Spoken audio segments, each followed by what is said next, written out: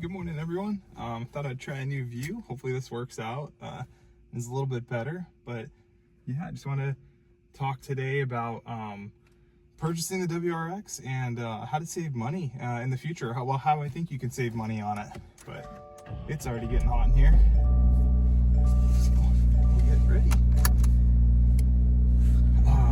Definitely excited about this video because this is something that's been I think it takes a while, and patience is really one of the big keys in purchasing one of these vehicles, or purchasing a vehicle in general. So I had spent probably about 2-3 years deciding that, hey, I knew that this was a car that I really like. This is the car that I wanted to purchase. So I started doing it, like just kind of seeing the prices of the vehicles. I'd look at them every day, and then I would build them out online and see what the best possible price was. And one of the things that I was noticing was every single year between January and April, these cars were heavily discounted. And I think that's something that if you're patient, you could take advantage of. Just waiting, just knowing that, hey, I know come January, their dealers are going to be getting the 2026s, and they're going to be trying to get the 2025s off the lot. So waiting for that, you'll get a better interest rate if you're planning to finance, which is also great. I think they have a 0% and 0.9%. I think they have other stuff as well, but I think the 0.9% is 72 months and the 0% is 48 months. So depending on how fast or how aggressive you want to pay it off, they're both great options. But yeah, I think I ended up going with the 72 months at the 0.9% on my car. I wanted to do that because I wanted to have more cash on hand just in case, because if the economy was getting a little bit crazy, it wasn't the right time to buy a vehicle. I didn't feel like anything made sense really for buying a new vehicle this year. But I'll explain why that ended up working out for me and why I ended up buying a new vehicle in a crazy economy. And yeah, that's just I'm gonna focus on turning here real quick. But yeah, so buying a new vehicle just didn't seem right to me. I had a really good car. I had my wife's old car, the Honda Fit that we purchased, and it was a great car. It was a great way for me to save up money to be able to purchase this car. And so it was kind of like a stepping stone, you know, going from having that Evolution and then I ended up buying a Toyota Yaris after that to save money. And then I really missed, that car was cool too, because it was a manual transmission, a little 5-speed, but it was fun, but it was dangerous. Had like no stopping power. I had almost gotten in an accident with it, and I was just like, yeah, maybe it's better I get rid of this because I have kids now. So it was kind of the same way with motorcycles for me, where once I had my son, I decided, hey, it's not worth riding motorcycles anymore. Just too many close calls. I'd rather have something fun, like a 4-door vehicle like this. So this was definitely one of my dream cars. They're definitely by no means cheap. This is very expensive for me. I thought that you know, I had to be sold the right deal in order to purchase it. So I did talk to plenty of dealerships. Talked to ones in Ohio. I think I talked to ones in Virginia. Talked to a few here in Pennsylvania. Trying to think New York as well. But I think I noticed that the southern states, I mentioned that in my last video, the southern states, they had the best deals on these. Like, I think I saw premiums, 2024 premiums going at the end of last year for around 30 to 32, which is insane, because I paid $33,700 for mine, which I thought it's a really good deal in this area. But Ohio also had it $700 cheaper. They were selling premiums for $33,000, and you could also get a base for around $30,500 for 2024, which was I was originally going to go with that because I was like, hey, it saves $3,000. That's a significant amount of money, and you can't beat that price. 30 grand for a 2024 WRX. Yeah, but that car ended up selling. I had things going on where I wasn't able to go purchase that car. I really did like it. It wasn't the color I wanted. The blue is really the only color I was really like sought after. anything after that. My wife really wanted a white one. She really likes the white WRX, and they did have that in the premium for 33,000. So in order for me to get my favorite car, I ended up having to pay $700 more, which I would never do for a paint job, but this blue is still my favorite, and I'm happy I went with that choice. But I've seen the white ones in person. They look incredible as well. Would have been happy with that. Would have been happy to save $700. But the reason why I went with this blue one over the white one was because the white one was in Ohio. I wanted everything to be easy, to just, you know, purchase a car in state, not have to deal with, you know, paying taxes and bringing it back and getting it registered here in Pennsylvania and then getting it inspected. So that was why I went with paying $700 more. I thought it would be less of a headache, maybe save me, no, not really save any money in the long run, but just save me that headache. But yeah, I think if you're being patient and you're waiting to look for one of these cars, I think the best time is going to be between January and March. If you do wait until March, you'll start seeing them dwindle away, and you'll realize kind of what happened with me when I wanted to get that 2022 and 2021, or sorry, I wanted to get the 2021, no, sorry, it was a 2022 and 2023. I always try to buy the last year's model. It's just seems to be the best way to save a lot of money, especially on these cars. We did that as well with my my wife's Honda Fit. I think they wanted like $19,700, and at the end of the year, when they had the new ones in the lot, we were able to pick up that same car for $15,400. So we got a really good deal, getting it way under MSRP.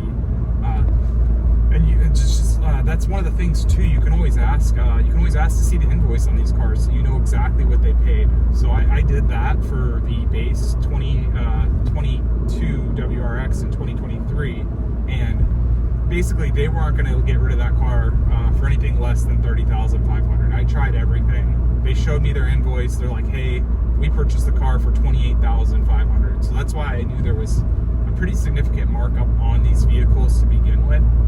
When I was able to see that dealer invoice, and I'm sure there's things on that invoice where they're not really telling you everything. I'm sure they get it a little bit cheaper, especially when they add in their dealer added in options, things like that. Sorry, I think the camera went down a little bit, but yeah. So I think that's an important thing to note, is just what you're looking for. So I value that the premium. 2024 premium is probably invoiced, my guess was probably around $30,500 to $32,000. So if I'm giving the dealer a little bit, I understand they need to sell cars. They're not going to just give them away. And we both get a good deal we're happy with. So I was happy with the deal that I got. I know it could have been better, but I know I've also seen deals that were, you know, way worse. Just like purchasing this car for MSRP of the $37,500. I'm like, that's so crazy to me. I wouldn't want to spend that much. But yeah, if anybody is also like looking or wants help looking, I love doing that. I love looking around for vehicles, especially when it comes time to finding a big discount. Just let me know in the comments, and I'll be happy to help you out, or even do another video if this is helpful. And I've been really enjoying talking to everybody. This has been a lot of fun. So I do appreciate it. You guys give me motivation to just create a new video and have fun and just talk about things that, just kind of my thought process on how to save money and how I would build a vehicle and get the best bang for your buck. Because I feel like that's what it comes down to, especially with sports cars or any car really. You want to feel like you got a good deal. So purchasing used has been tricky. This is minus that Honda Fit for my wife. This is the first brand new car I've ever owned in my life, and 35 years old, so it's one of those things where it takes time. I'm kind of in disbelief that I have this car, because I've just been having so much fun with it. Like I said, I just go out with drives just to go talk to myself. But yeah, that's a really interesting thing, is just like how expensive everything's gotten, how expensive the used vehicles are now, which is just getting out of hand. So to me, for peace of mind, it made the most sense to not just, you know, save up $20,000 and then just give it to somebody to buy a used car in hopes that I'm not gonna have any issues with it, especially on a car like this where it's just like I know that would be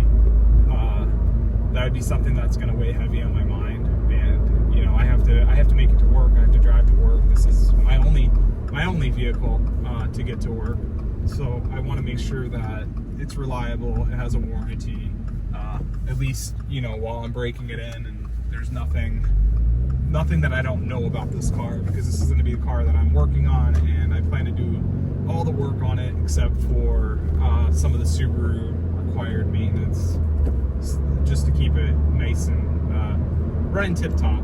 So I think that it's a great deal for peace of mind. But yeah, I think it's still, cars are just too expensive now, way too expensive. I think that this car, for what everything else is priced, is the best all-around vehicle that you can purchase right now. And I don't think there is anything better, unless you're looking for, if we're just talking about, hey, you just want to get back into a manual transmission. I saw that the Nissan Versa still has a car, I think it's $16,000 or $17,000, and that's definitely something worth checking out. They might even have good interest rates on that as well. I didn't look into that online. I would like to build one out, because I feel like that's a great car to just get back into driving a manual, or even learning a manual, and then you can use that car to save up a ton of money to purchase your next car, or your next, you know, anything, your SUV, truck, anything that you want, or even keep that car around, because now you have a 5-speed manual, and you'll just be enjoying driving again. So I think that really does help a lot, for me at least, just being able to shift. I went I think 2 or 3 years with that Honda Fit, not being able to shift and enjoy driving a manual transmission, and it definitely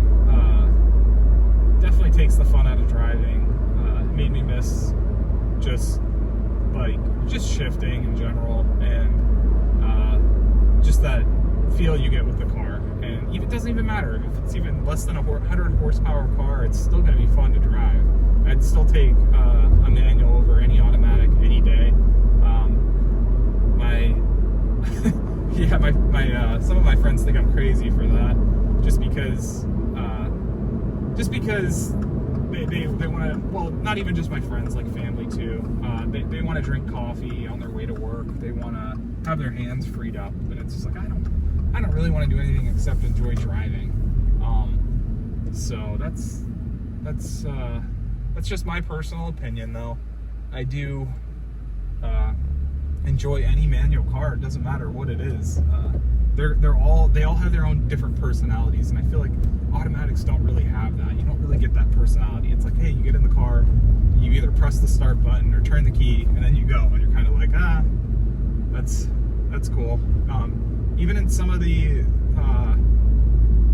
more sought after sports cars that are automatic, I don't see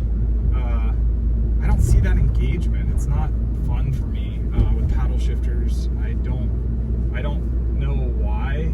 It's just never been that way for me. Maybe it's because, you know, I grew up playing like Need for Speed in the games where, you know, you had to do a little bit of shifting. I mean, you could choose to set it up as automatic, but it was always more fun to set it up as a manual transmission and just drive those cars. It's just something about it, I guess, just clicked with me. Where, yeah, my brother, he was the one who got me into vehicles in general, because I never cared about them. And then he ended up getting a 300ZX, and I thought that was one of the coolest cars ever. And it was I think it was a twin turbo 300ZX or a single turbo, I can't remember. But the car was so cool, and I was like, I think that kind of changed my life for vehicles and why I enjoy them. But I'll get back to talking about the deals and what I think you'll be able to get for the 2025 WRX in 2026, coming up here soon. So it's only, you know, less than 6 months away already. Wow. So yeah, I think that those 2025s, I really do believe some people are going to be able to get some steals. I said between 32 and 35,000 is where I think that they're going to land, especially because I don't think that they're selling that great again. So that is something you can definitely take advantage of.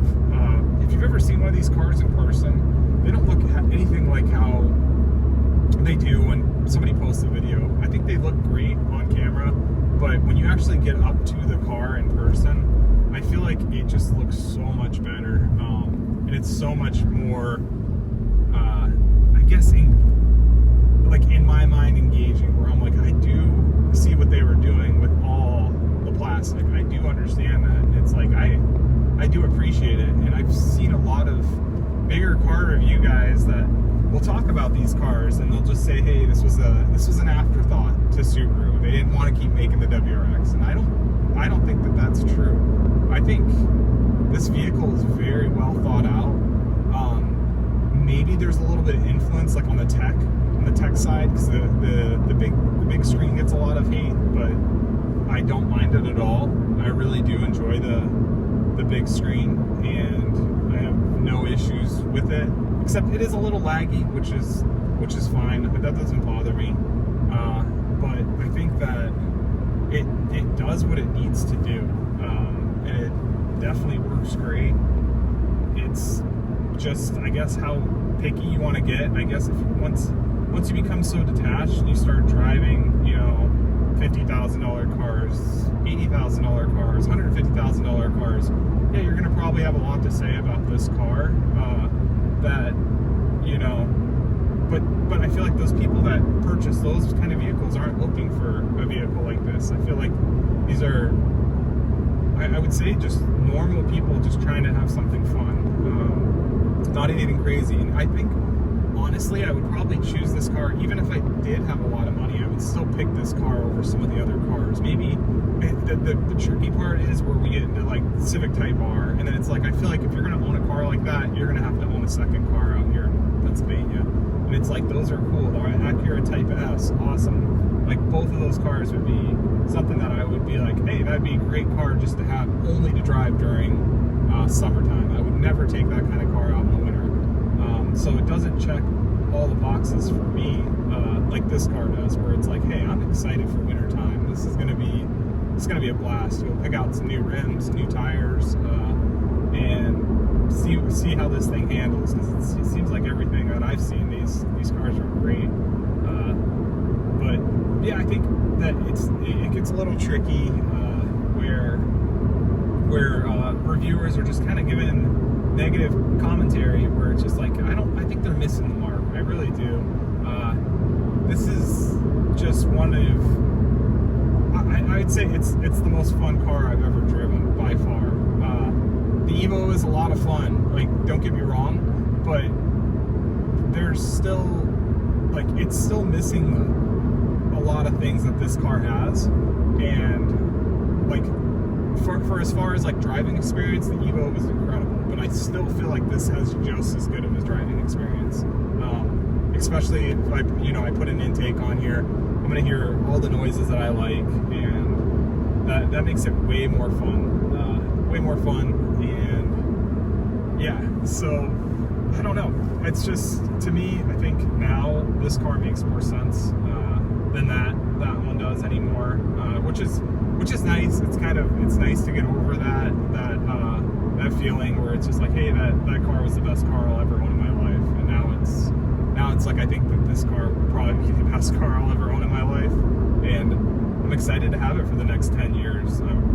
Every day, it's fun to drive to work. It's fun to just go drive around and talk about cars on here and getting good deals. It's just, I don't know. I'm definitely putting on more miles than I thought I would. I know it's only 2,407 miles now from the 4 months of ownership, but yeah, I usually don't drive that often. That was another big decision for this vehicle, was hey, I'm not going to be driving that much, so I can suffer the gas mileage a little bit, which really isn't that bad. I'm averaging 26 just driving around, having fun. So it's not bad. Hopefully gas prices do go down, but Other than that, I fill up I think once every 2 or 3 weeks, so it's not the end of the world. It's still not like the Honda Fit where it's $24 to fill up for, you know, the whole month almost. That car was really rewarding in the gas savings, that's for sure. But nowhere near as exciting as this one.